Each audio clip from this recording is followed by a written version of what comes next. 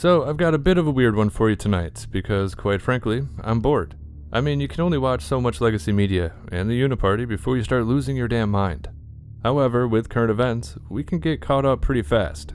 Just to summarize everything, the politicians and the media are all lying, all the time, to you, to me, to everyone, and to each other, about almost every topic. It's a sideshow. And look at that, we're done. Anyway, I thought it might be interesting to talk about what we can reasonably expect for our future, and what this means regarding warfare too. And that's because, no matter how you look at it, we're in for a wild ride. And I just don't think people are quite up to date on technological advancement, or perhaps I should say, the implications of it. On a societal level, things are changing very, very rapidly, and with the looming fourth industrial revolution, full of AI integration and transhumanism, well, it's tough to predict where we end up. Just with social media, for example, we still don't fully understand the implications of it on the human mind and social conditions. I get the feeling, though, that it's not good. I believe you can make an argument that society is currently falling apart, and the reasons for that include a heavy emphasis on the psychology of the human race, while interacting digitally and on a global scale. Just imagine what AI, artificial general intelligence, and transhumanism is going to do to us. Yeah, probably not going to be pretty. On top of that, military research has not stopped. It never has. And I see a lot of people talk about World War III as if it's going to be similar to World War II. And yeah, about that. Things have changed quite a bit since the 1940s, if you haven't noticed.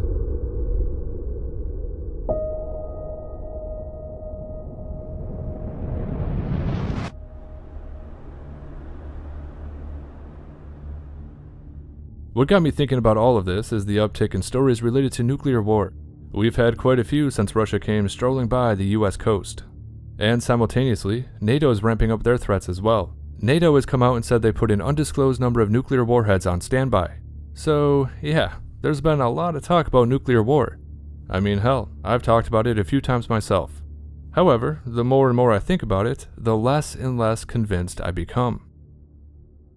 So why do I say that? If a nuke is dropped, either tactical warheads or one of the megaton variety, I think that's going to be a prelude to something much, much worse. And the reason is because I believe throughout the nuclear proliferation era, where mutually assured destruction was the global policy, well, I do think they take that seriously, as they should. However, it also opened up new branches of military research. We all live on this planet, and if a nuke is dropped, no one really wants to hit that reciprocal button and destroy everything, right?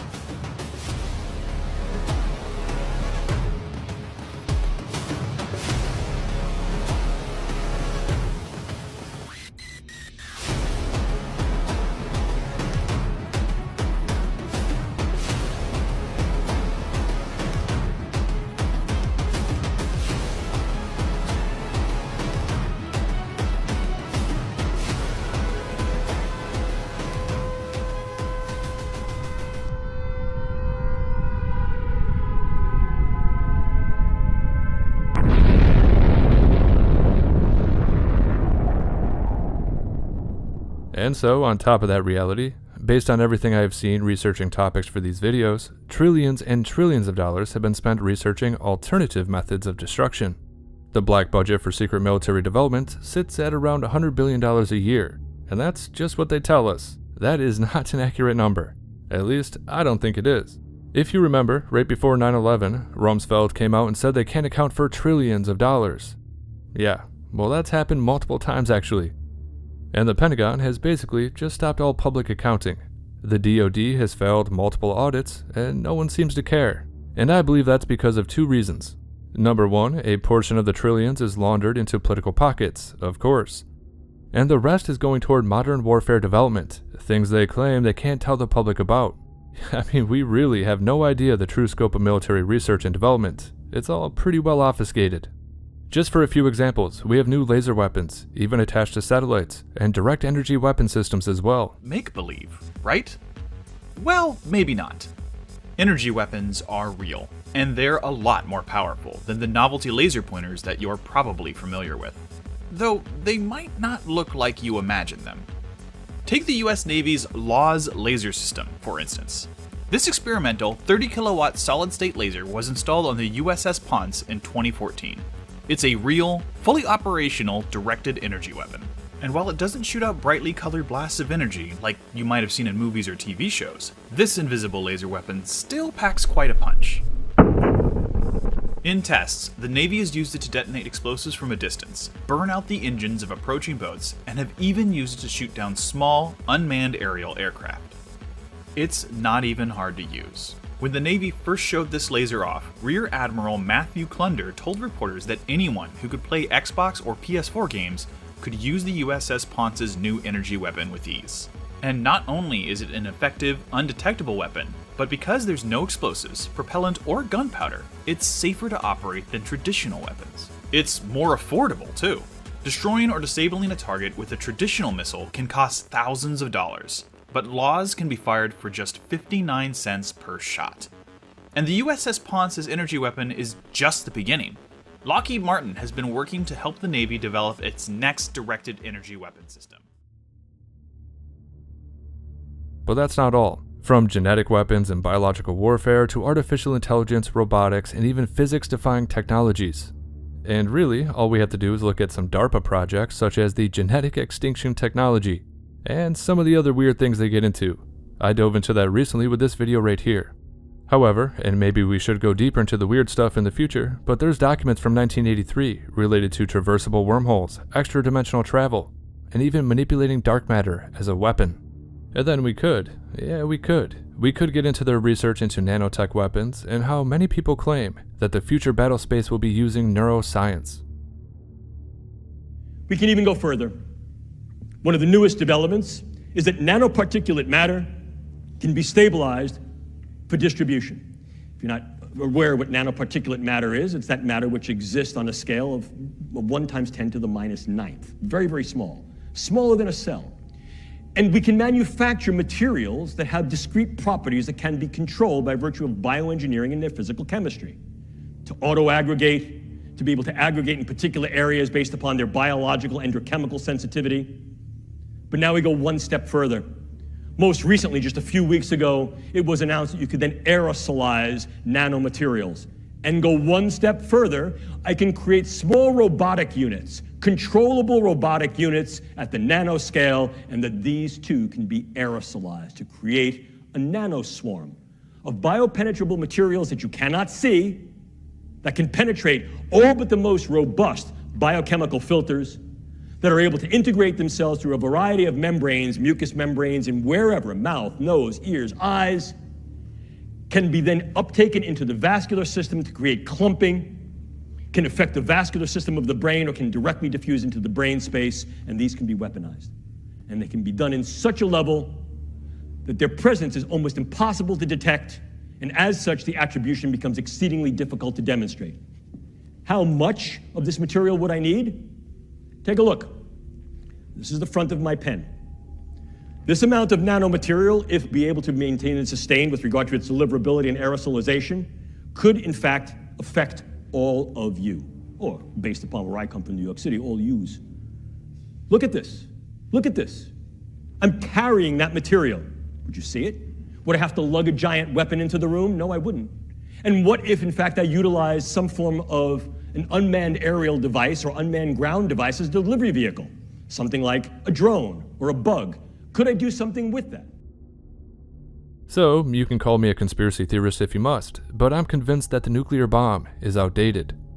If World War III really kicks off, the weapons we'll see deployed will make even the most hardened souls weep for humanity. And I suppose that's going to be the theme for this video. The main point, you better start believing in cyberpunk dystopias, because you're in one. Now, there's quite a few ways to think about this, and I'll try to ensure we get a well-rounded view. Sort of. Let me explain.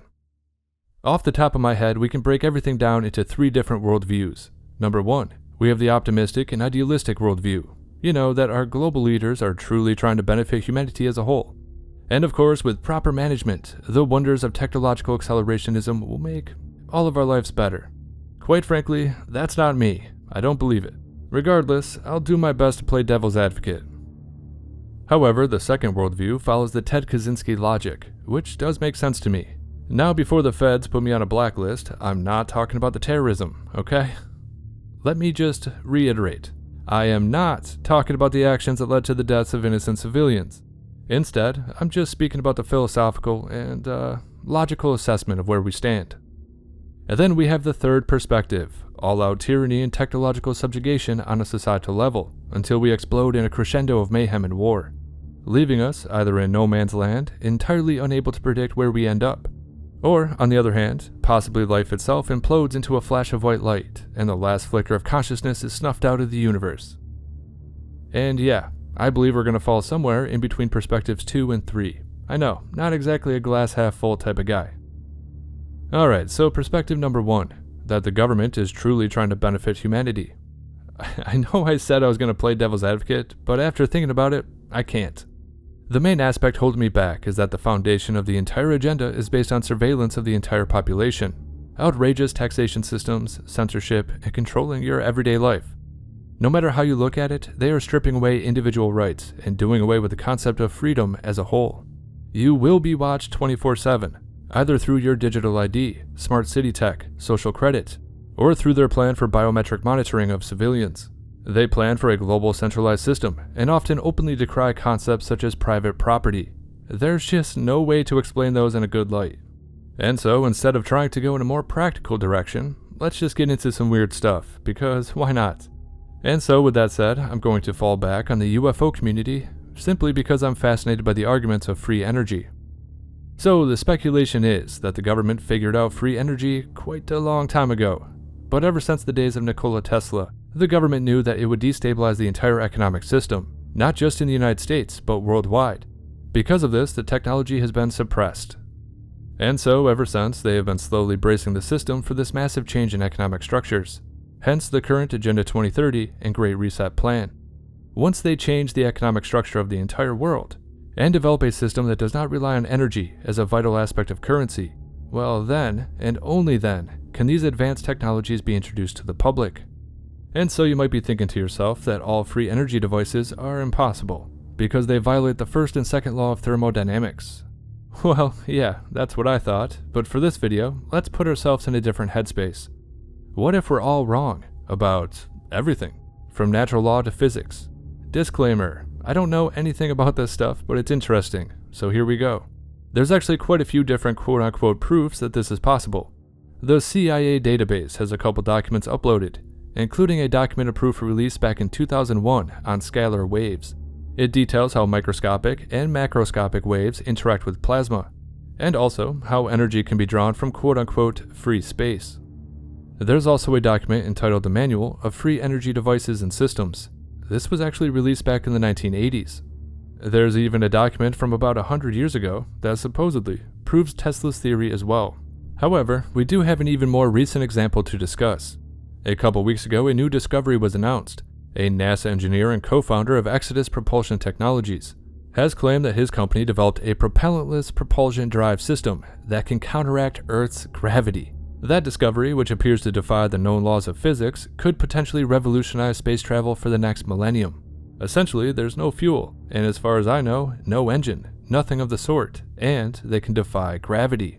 It's called the Impossible Drive, or M-Drive for short.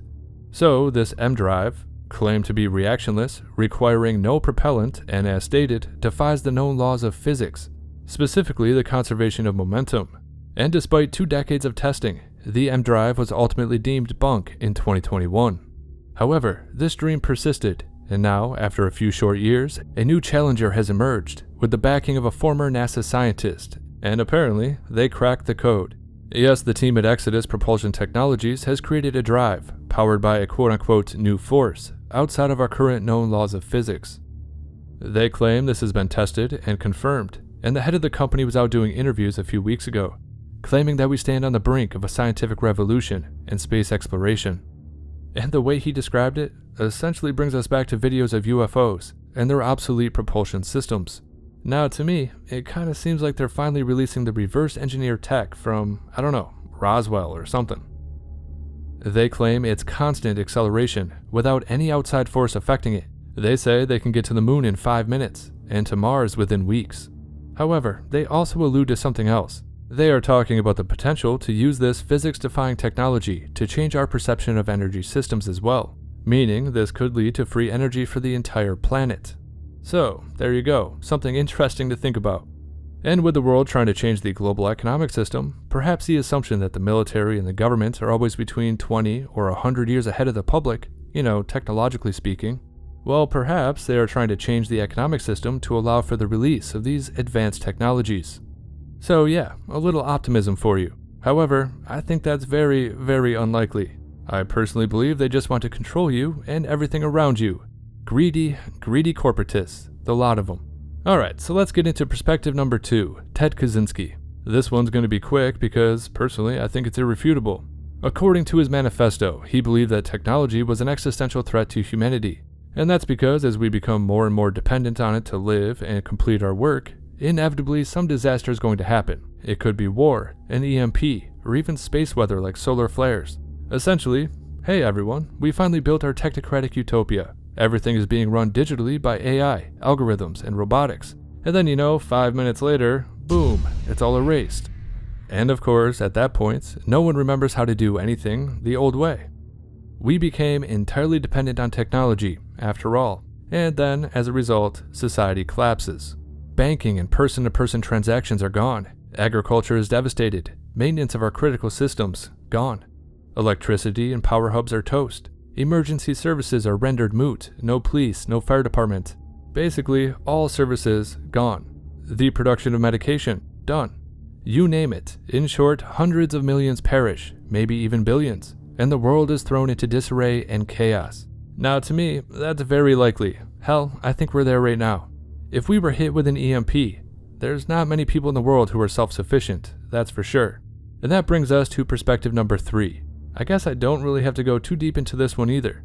This is the humanity implodes into a crescendo of mayhem with a dystopian society to boot.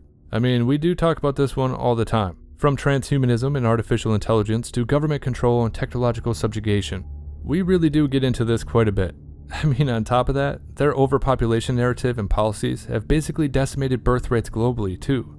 Really, if you think about it, humanity is teetering on the edge here.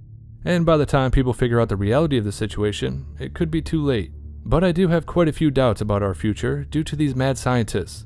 For example, we have transhumanism. Klaus Schwab announced the Fourth Industrial Revolution at the group's 2016 forum, describing it as a fusion of the physical, digital, and biological worlds. In fact, he said this again during his opening speech for the World Government Summit of 2024. So yeah, ever since 2016, what was a fringe sci-fi philosophy has become a global corporate agenda. Davos is crawling with executives and top government officials. Clearly, some portion of them entertain the idea of a man-machine merger. In fact, some of them claim that it's specious to privilege humans over digital life. Yeah, so things are not looking good for us. And on top of that, we are all heading towards a singularity too. So before you make a pact with the digital devil, think about what they actually mean by the term post-human. It aims at a more distant and radical future. And I quote from Joe Allen. Our digital and artificial replicas will be populating the virtual heavens, and outer space itself will be populated with digital and mechanical beings far beyond our puny imaginations. At that point, either our souls will be transfigured into ones and zeros, or human life will become a distant memory to immortal machines. You see, the thing is that transhumanism is a materialist inversion of spiritual aspirations. Instead of Western resurrection or Eastern reincarnation, one psyche will live on through digital replication. Instead of praying to a higher power for grace, transhumanists want to harness the volcanic power of evolution to storm heaven's gate on their own terms. Ironically, for all their claims of human autonomy, many transhumanists display a deep need to submit to a higher power. By conjuring a digital superintelligence, however delusional that may be, they are prepared to forfeit human freedom, both theirs and ours. They keep faith that the computer god, if properly trained and aligned to humans' well-being, will eliminate death and suffering via biological longevity and digital immortality. But this passing of the torch comes with a price, and that price is the human condition. Now, the other aspect with transhumanism is the fact that you become a commodity. So, with transhumanism, your body becomes a marketable product. This is a very, very materialistic future, where consumer upgrades are baked into the system. So, it's no wonder that corporate monopolies such as Amazon, Apple, Facebook, Google, and Microsoft, the new industrial kings, are actively promoting this quote-unquote revolution. And that's because, in the end, they will own you. Your body and life itself will end up on a subscription service. Monthly payments to keep your life-giving tech functional. Yeah, not good, right? Very likely, that within, say, 50 years, people will literally be part of a network. All the bodies, all the brains would be connected together to a network, and you won't be able to survive if you're disconnected from the net, because your own body parts, your own immune system, perhaps depends on being constantly connected to the colony, to the network. And yes, there is more. On top of that, we have governments throughout the world tinkering with the code of life and pursuing insane directives with biological warfare, weather modification, such as blocking out the sun to solve climate change, cloud seeding, HARP-style experiments, and even modifying living organisms. And of course, even suppressing agriculture as a part of Agenda 2030. And so, with that said, to be honest, I think it's going to be a miracle if we make it at all. I just don't know what to tell you. These people are pursuing very dangerous technologies and are not quite taking into account all of the adverse events that could be triggered. I mean, some of their experiments related to the environment or weather could very easily destroy entire ecosystems. Catastrophe is just one step away. But let's talk about AI just for a minute, because we have a new clip from the godfather of artificial intelligence. We talked about him a couple weeks ago, Geoffrey Hinton. And this guy actually quit working at Google so he could warn humanity about the dangers. We have a very good idea of sort of roughly what it's doing, but as soon as it gets really complicated, we don't actually know what's going on any more than we know what's going on in your brain. What do you mean we don't know exactly how it works? It was designed by people. No, it wasn't. What we did was we designed the learning algorithm. That's a bit like designing the principle of evolution. But when this learning algorithm then interacts with data, it produces complicated neural networks that are good at doing things, but we don't really understand exactly how they do those things. He says, and I quote, "We have a rough idea of what it's doing, but when it gets complicated, we don't know what's going on. It's very similar to our understanding of the brain." And I quote, "We are experiencing the part of the movie where all the scientists warn everybody about the tech, but no one listens. The next part is filled with horror." End of quote. And yeah, it really does feel like that, doesn't it? Now, there's a couple ways to think about this too. The practical mathematician perspective. These AI systems are programmed, and this programming language can spit out the weights of each quote-unquote neuron or dataset on command, so we always know what's happening. However, personally, I'm partial to this next perspective. As far as I understand it, AI systems are programmed to a certain point. They are trained with datasets, yes, but the behavior of these AI systems arises out of what the system has learned from said data. And then, of course, there's the self-learning aspect. We have to take into account how these companies have given their systems access to the internet as a whole. It's at a point where it sort of completes a form of evolution on its own.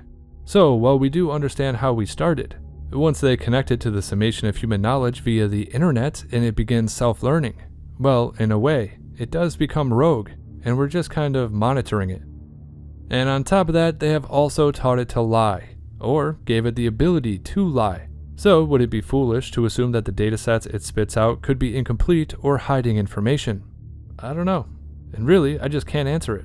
I have no idea. What do you say to someone who might argue if the systems become malevolent, just turn them off? They will be able to manipulate people, right? And these will be very good at convincing people, because they'll have learned from all the novels that were ever written, all the books by Machiavelli, all the political connivances. They'll know all that stuff, they'll know how to do it.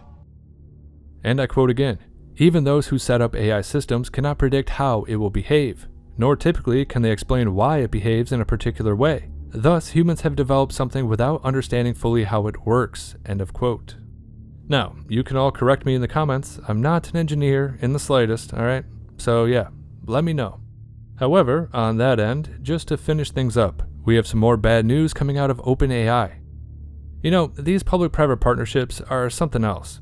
I don't know how people are allowing this to happen at all. It's clearly fascistic.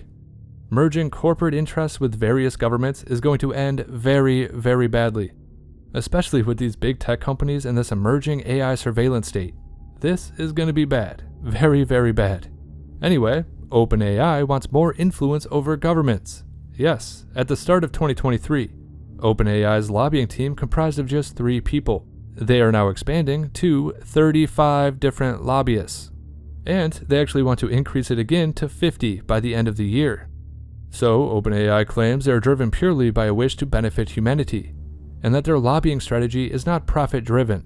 And I quote, "We are not focusing on maximizing profit. We have a goal of making sure that AGI benefits all of humanity," end of quote. And that right there could be one of the biggest lies ever told, depending on how their little experiment goes, you know? Benefit humanity or destroy humanity and control everyone? I guess time will tell. Now, this move comes weeks after OpenAI disbanded its team, which focused on the long-term risks of artificial intelligence. But guess who just got a board seat? Yes, that's right, OpenAI just appointed the former head of the NSA to their board of directors.